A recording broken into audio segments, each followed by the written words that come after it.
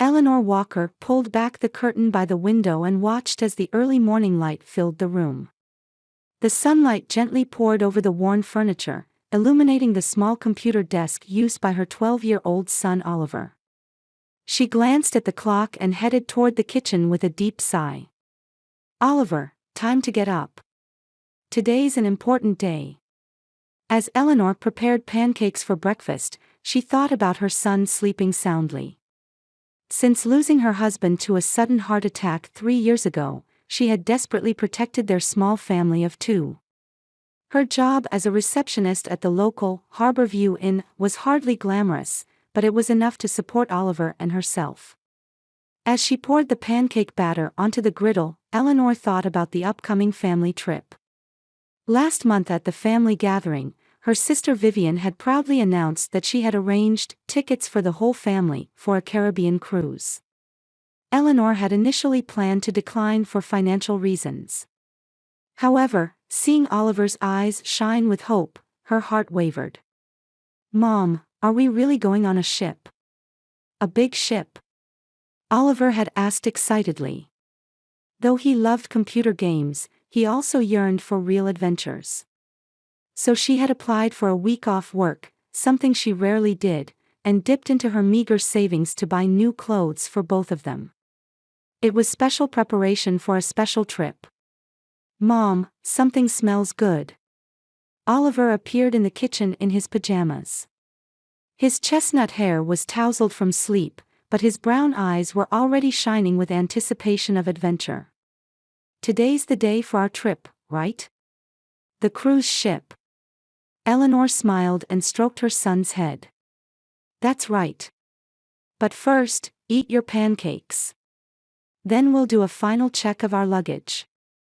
While cleaning up after breakfast, Eleanor thought about her sister Vivian. Though they looked similar, they had walked completely different paths in both personality and life. While Eleanor had warm brown hair and a simple beauty, Vivian was always perfectly styled with the latest hairdo and makeup. Vivian Rogers was successful as a manager of a local major bank.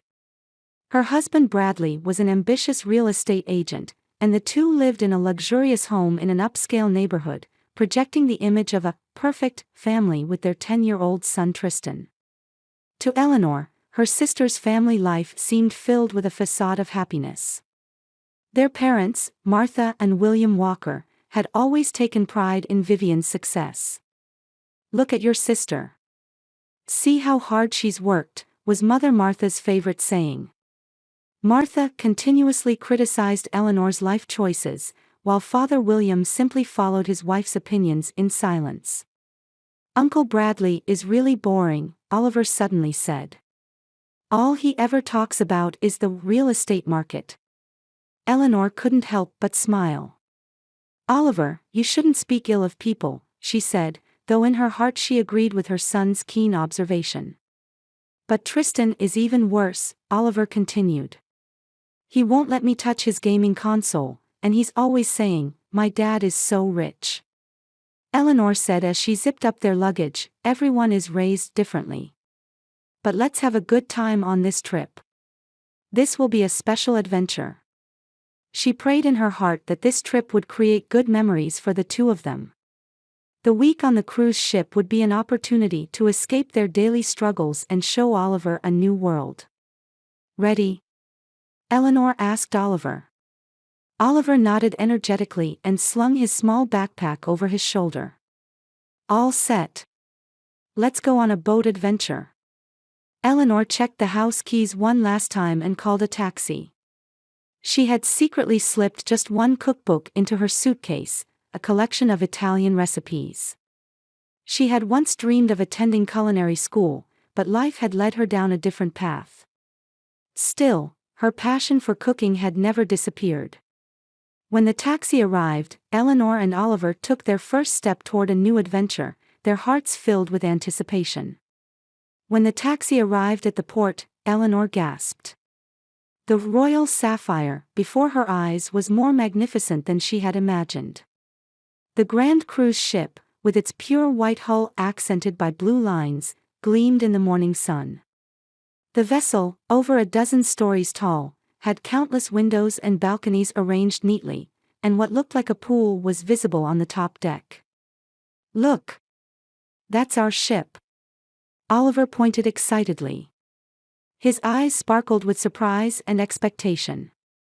Eleanor smiled as she arranged their luggage. She had stayed up late the night before, fixing her hair and ironing her only dress which she had bought years ago. It was simple, but it was special to her. "Eleanor. Over here." Vivian's voice echoed from one corner of the port. Eleanor turned to find her sister's family and her parents gathered there, surrounded by a mountain of large luggage. "Good morning," Eleanor greeted quietly. Vivian wore designer sunglasses and was dressed in the latest branded clothes. Beside her stood her husband Bradley, who looked irritated as he checked his expensive smartwatch. Their son Tristan was engrossed in his new gaming device. "Finally you're here. We've all been waiting ages." Vivian's tone was contemptuous. "Good morning," Father William said in a soft voice. "Oliver, how are you?" Oliver smiled at his grandfather, but then Mother Martha spoke up. "You came in that outfit. Didn't you have anything better?" Eleanor took a slight breath and answered with a maintained smile. "This is my best, Mom." "Well, never mind," Vivian interrupted. "It's time to check in. Bradley, have the porter take the luggage." They stood in a long line and eventually reached the check-in counter. A ship staff member in a shining uniform greeted them. "The Rogers Walker party?" the staff said brightly. "Yes," Vivian answered proudly, pulling out passports for everyone. "We've reserved the grand suite." She completed the check-in and received 2 sets of boarding tickets. Then suddenly, she turned to Eleanor. "Here are the tickets for you and Oliver." What she handed over were clearly different tickets from those for the Royal Sapphire. On simple paper, it read, "Atlantic Trader." "What is this?" Eleanor asked in confusion. "Oh, didn't I explain?" Vivian gave a malicious smile. "You and Oliver will be traveling on a cargo ship.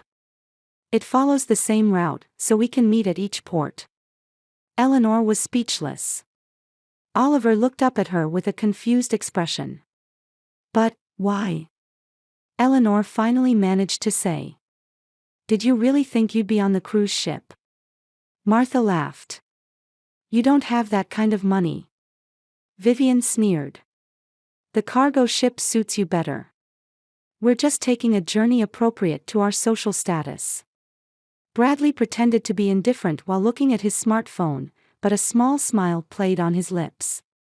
Tristan, out of curiosity, pointed to the gray cargo ship docked on the other side of the harbor. "Mom, that ship smells," he said dramatically, pinching his nose. Eleanor felt a pain in her chest.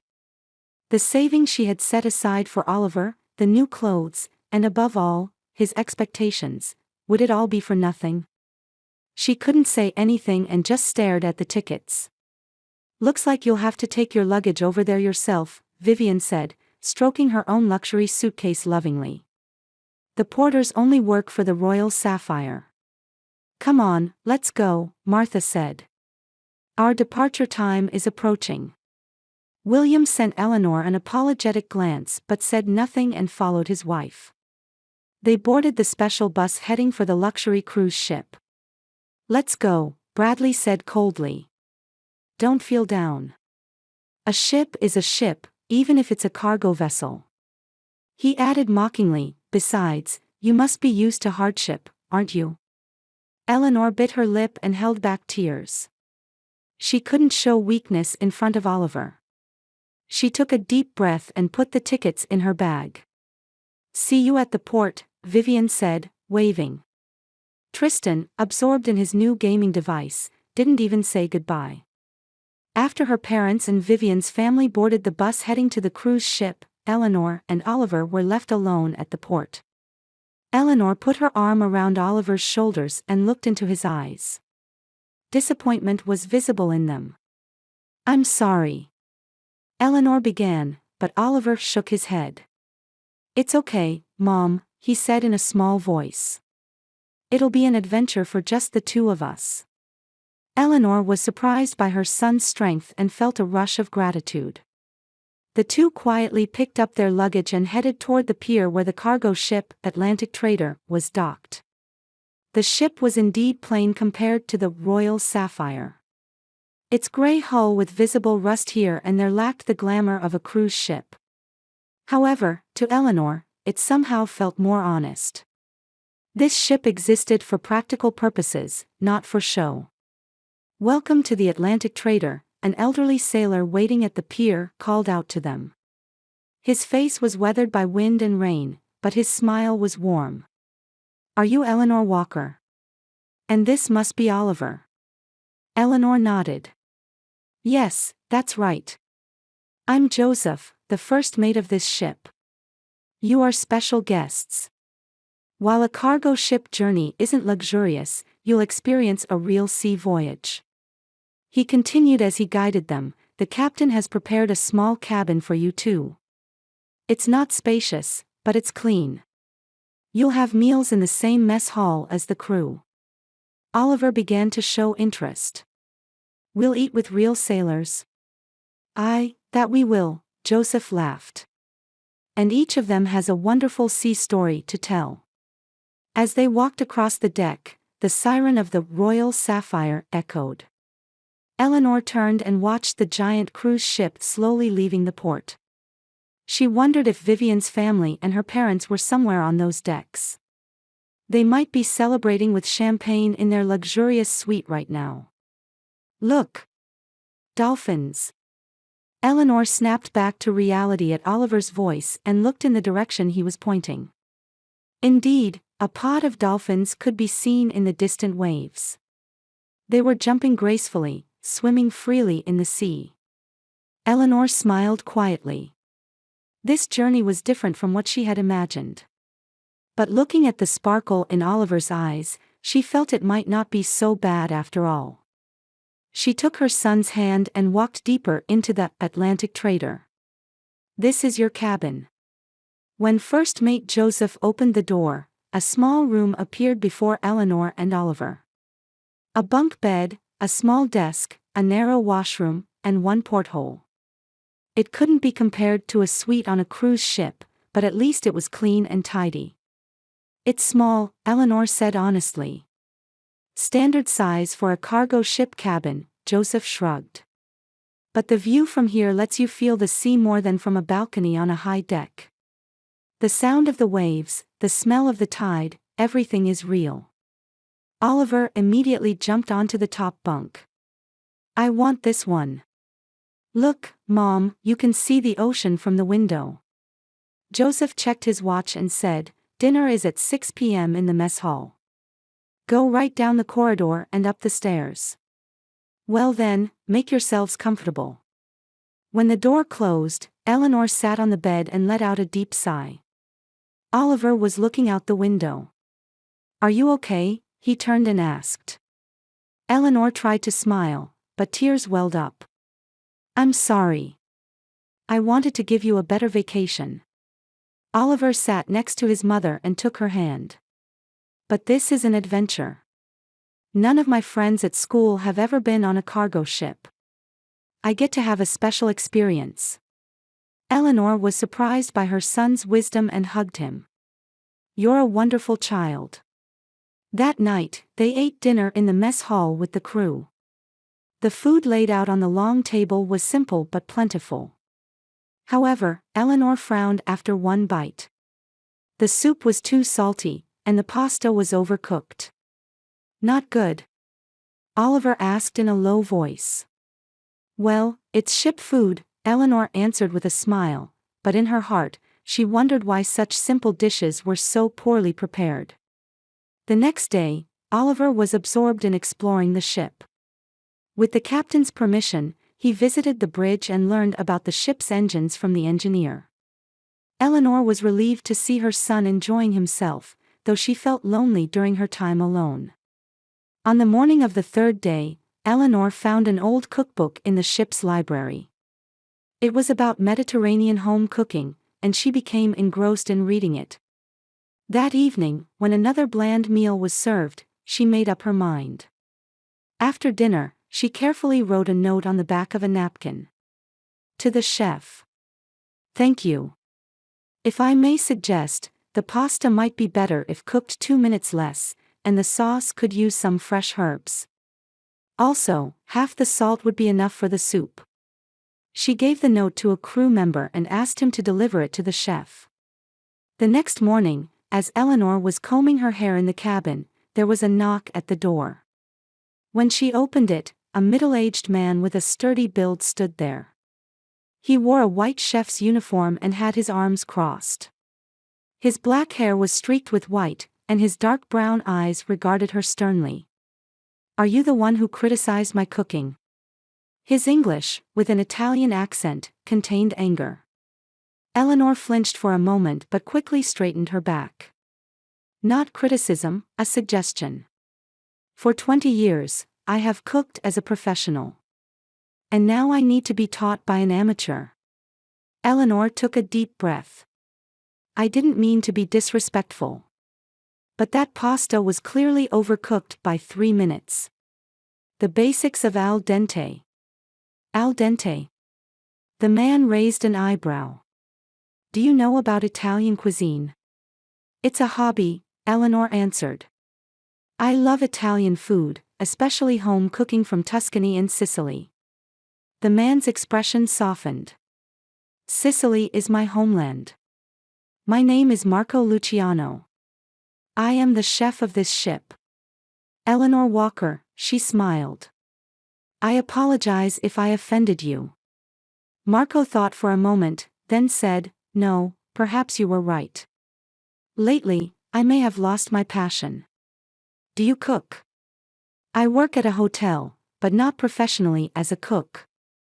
I once dreamed of going to culinary school, but life took a different direction. Marco nodded. That's how life is. But I see passion in your eyes. Would you come to my kitchen today? Let's create a special menu for the crew together. And so began Eleanor and Marco's friendship. Every day, she spent a few hours in the kitchen, talking about cooking with Marco. He taught her new techniques, and she shared her recipe ideas with him. You have talent, Marco said one day as he tasted a risotto Eleanor had made. The way you combine ingredients, the balance of flavors, everything is intuitive. Thank you, Eleanor blushed. But I don't have experience like you. Experience is created by time. Talent is given by God, Marco said with a serious expression. Oliver sometimes joined their cooking sessions. He eagerly told Marco about his adventures on the ship, and Marco listened with enjoyment. Mom is an amazing cook, Oliver said proudly. She used to always talk about wanting to work in a restaurant. Is that true? Marco looked at Eleanor. One of my dreams, she answered softly. But it's not realistic. One evening, as the three were preparing a special dinner, Marco quietly said, Actually, I have a confession to make. Eleanor and Oliver looked at him with curious eyes. I am not just a cargo ship chef. I am the founder of Luciano Bistro. Eleanor gasped. The famous restaurant chain. Marco nodded. Once a year, I travel on cargo ships to explore world cuisines and ingredients. That is the source of my inspiration. But why did you hide it? Eleanor asked, puzzled. On a cargo ship, titles are not important. Here, we are all equal as seafaring companions, Marco answered sincerely. And I wanted honest opinions. Like yours. He raised his wine glass and proposed, I am impressed by your passion for cooking and your talent. And your management skills and humanity are also wonderful. I plan to open a new bistro in New York. Would you work for me as the general manager? Eleanor was at a loss for words. But I don't have the experience. You have talent, Marco interrupted her. Technique can be taught. But love for food and care for people cannot be taught. These are things you already possess. Oliver jumped up excitedly. This is a chance. Eleanor pondered. Her heart wavered between hope and anxiety. Moving to New York, Oliver in a new school, and above all, the courage to pursue her own dream. Marco, seeing her hesitation, gently said, "You don't need to decide now. Think about it until the end of our journey." Eleanor smiled and nodded. She felt as though an unexpected light had broken into her life. Arriving at San Marco Island. Docking time, 6 hours. The ship's announcement woke Eleanor. She got up from bed and looked out the porthole. She could see a beautiful island surrounded by emerald green sea. White sandy beaches, colorful buildings, and palm trees stretching into the distance. "Oliver, wake up. We've reached the island." Oliver's face peeked from the top bunk. He rubbed his eyes and looked out the window, his face immediately lighting up. "Wow! A real Caribbean island." Eleanor nodded with a smile. The week on the cargo ship had been surprisingly fulfilling, contrary to her initial expectations. Oliver had learned sailing techniques from the crew, Marco had taught her the secrets of cooking. And above all, Marco's proposal had planted a new seed of hope in her heart. "Let's explore the island today," Eleanor said. Marco said he'd come with us. When they disembarked, Marco was waiting on the pier. Instead of his usual chef's uniform, he wore casual linen shirt and pants. With sunglasses on, he looked more like a successful businessman than a chef. "Good morning, it's a beautiful day," Marco warmly greeted the two. "This island has wonderful markets and beaches. Let's try the local cuisine as well." The three began walking toward the center of the island. The streets lined with colorful buildings were bustling with tourists and locals. Eleanor held Oliver's hand, smiling as she watched him look around with curiosity. "What's that?" In the direction Oliver pointed was a lively market. "The local market," Marco answered. "They sell fresh fruits, spices, and handicrafts. Let's go." The market was full of colors and aromas. The three walked from stall to stall, trying various foods.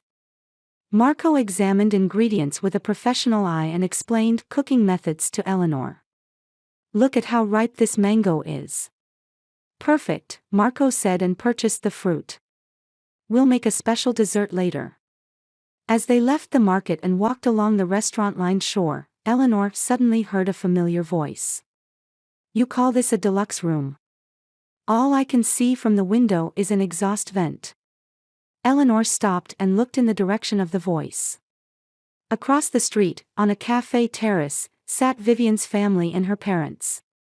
Vivian was clearly angry, raising her voice at a waiter. "Eleanor?" Marco asked, noticing the change in her expression. "That's my family," Eleanor answered softly. Oliver had already noticed and said nervously, "Those people will say mean things to us again if they see us, won't they?" Eleanor made up her mind and turned to Marco. "That's my sister and her family, and my parents. If you'd rather not, we can go another way." Marco showed a surprised expression, then smiled. "No, let's meet them. They're your family." As they approached the terrace, Tristan noticed them first. "Look! It's the people from that dirty ship," he shouted loudly. Everyone at the table turned and saw Eleanor's group. Vivian's expression clearly showed displeasure. "Eleanor," she said coldly. "I didn't expect to see you here." Eleanor said in a calm voice, "How is everyone?" Martha nodded with a tired expression, and William gave a small wave. Bradley just nodded without looking up from his smartphone. "Ugh! The service at this restaurant is terrible," Vivian said irritably. "Actually, this entire cruise has been horrible. That luxury ship isn't luxurious at all." "What happened?" Eleanor asked sincerely. "Everything. Vivian exploded. The restaurant reservations are messed up, the food is cold, the pools are overcrowded, and our suite room was supposed to have a sea view, but all we can see is the ship's exhaust vent. And Tristan has been feeling unwell since yesterday, Bradley added. The ship's doctor said it's food poisoning. The restaurant food is to blame. Tristan had a pale face, listlessly playing with his gaming device. He lacked his usual energy. That must have been difficult, Eleanor said sympathetically. I hope you feel better, Tristan. Oh, a new friend. Martha finally noticed Marco and asked. Sorry, Eleanor came to her senses. This is Marco Luciano. He is, the cargo ship's chef. Oliver said brightly. He makes really good food. Vivian gave a contemptuous smile. I see, the cargo ship's chef. Well, I suppose that's your level, Eleanor. Marco smiled calmly and stepped forward. Pleased to meet you. I'm Luciano. Nice to meet you, Bradley responded indifferently. Luciano. Martha suddenly looked at Marco carefully. Are you from that famous restaurant chain? Marco politely nodded. Yes, I'm the founder of Luciano Bistro. Silence fell over the table. The color drained from Vivian's face. Bradley looked up from his smartphone for the first time. You're joking, right? Vivian finally managed to say. No, it's not a joke, Marco calmly replied. I regularly travel on cargo ships seeking new inspiration. And this time, I found wonderful talent. He placed his hand on Eleanor's shoulder. Eleanor has a deep understanding and passion for cooking. I'm pleased to announce that she will be the general manager of my new New York restaurant. Silence fell again, heavier this time. Really? William spoke for the first time. Eleanor took a deep breath and answered confidently, yes. Marco has given me a wonderful opportunity. New York? Vivian said with an expression of disbelief. You? Yes, Eleanor said quietly. Life sometimes takes unexpected directions. Marco took a small envelope from his pocket. This is an invitation to the opening party of my new restaurant. I'd like all of you to attend. He placed the invitation on the table. In golden letters, it read, Luciano Bistro New York Grand Opening. Thank you for the invitation, Martha said, though still dazed. Eleanor placed her hand on Oliver's shoulder and quietly said, well, we'll be going now. Enjoy your wonderful cruise. She smiled gracefully and began to walk away with Marco and Oliver. That was awesome, Oliver said in a low voice. After they had walked a few steps, Vivian's voice stopped them. Wait. Eleanor turned around. Vivian had stood up and was looking at Eleanor with a confused expression. She stumbled over her words. Really, congratulations. It was awkward, but it was her way of apologizing. Eleanor nodded gently and simply answered, thank you. The New York skyline was visible from the large windows of Luciano Bistro. The new restaurant's opening party was at its peak. Guests dressed in elegant dresses and expensive suits enjoyed conversations in the sophisticated space, exclaiming in admiration at the beautiful dishes carried by the waiters. Eleanor Walker, dressed in a deep red dress, exchanged words with guests with a confident smile. Her life had changed incredibly since the cargo ship journey 6 months ago. A new life in New York, Oliver's new school, and above all, a job in the restaurant industry she had dreamed of. Everything had become reality. Eleanor, the food critic Mr. Johnson would like to meet you, Marco said, gently touching her shoulder. Thank you, I'll be right there, she answered with a smile. In the corner of the venue, Oliver was talking with children his age. He had quickly adapted to the new environment, started attending a good school, and made new friends. On weekends, Marco taught him the basics of Italian cooking, which Oliver eagerly absorbed. As Eleanor looked around the room, she saw Vivian and Bradley near the entrance. They appeared in modest yet elegant attire, different from their usual flashy clothes.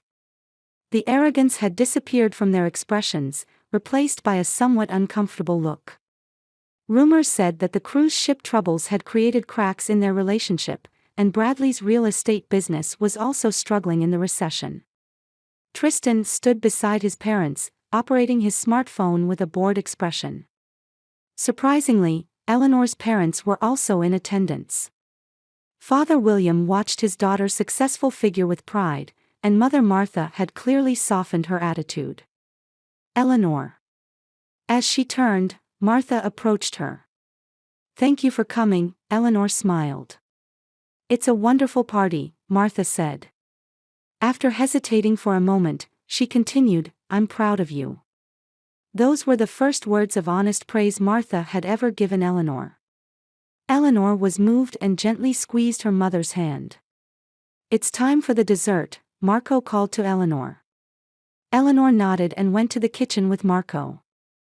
The two brought out a special dessert, Caribbean memories, and received warm applause from the gathered guests. "Ladies and gentlemen, thank you for coming today," Marco said, raising his glass. The success of this new restaurant would not have been possible without the passion and dedication of one talented woman. A toast to Eleanor Walker. Cheers, voices echoed throughout the room. Eleanor greeted the guests with a happy smile, finally finding Vivian. Looking into her eyes, Eleanor quietly said, "Sometimes, the most wonderful journeys in life begin by boarding an unexpected ship." That night, under the New York starry sky, gentle snow began to fall outside the window, as if blessing the beginning of a new life journey.